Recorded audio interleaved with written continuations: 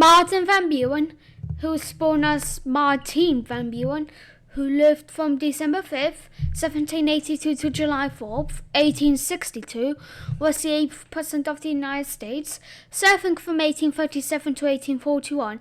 Van Buren co-founded the Democratic Party with Andrew Jackson and became Jackson's Vice President from 1833 to 1837.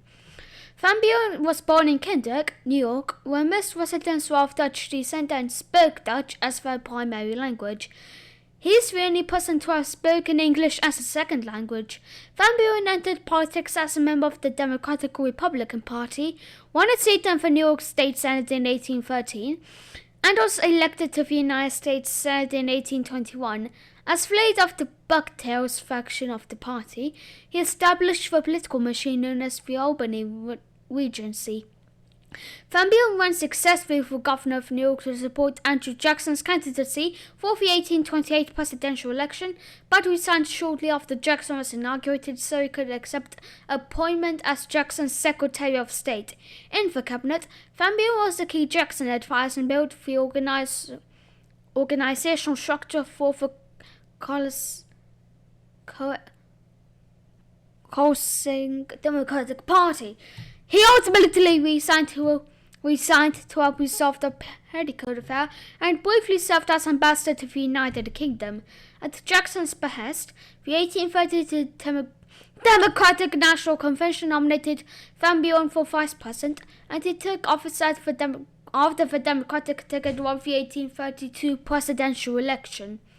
With Jackson's strong support and the organizational strength of the Democratic Party, Van Buren successfully ran for president in the 1836 presidential election.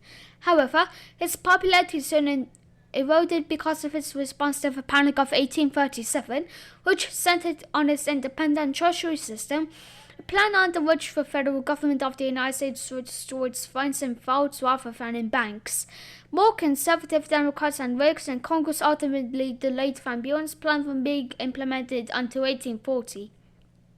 His presidency was further marred by the costly Second Seminole War and his refusal to admit Texas to the Union as a slave state. In 1840, he lost his re-election bid to William Henry Harrison, which we'll talk about tomorrow. Anyways, while Van Buren is praised for anti-slavery stances, in historical rankings, historians and political scientists often rank him as an average or below average U.S. president due to his handling of the Panic of 1837.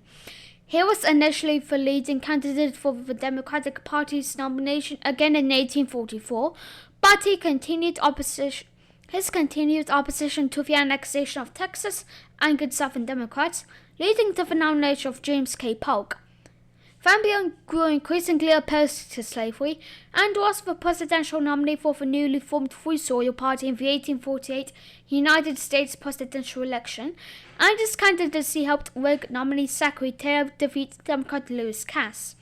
Worried about sexual tensions, Van Buren returned to the Democratic Party after 1848, but was disappointed with the pro-Southern presidencies of Franklin Pierce and James Buchanan.